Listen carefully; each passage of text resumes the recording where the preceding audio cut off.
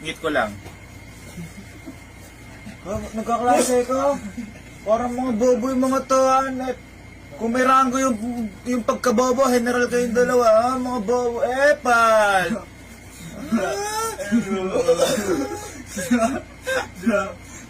Last week lang. Pal. So how effective is the lesson planning? Of course, effective lesson plan because effective lesson planning is essential to process of teaching and learning. Wait lang. Pam-pam-pam-pam. Papam-pam, mga kaklase ko Pal ba kayo? Uy, huwag kayo nang gugulo. Gagalit ka? Klase to, oo. Gagalit ka? Oo, yung mga... Nagagalit yata eh. Gagalit ka? Parang lagi nakikipagbiroan sa inyo. Gagalit ka? Bakit? Gagalit ka? Uy! Wait. Wow! Wag kang lalapit. Wow! Huwag kang lalapit. Huwag ka naman lumapit.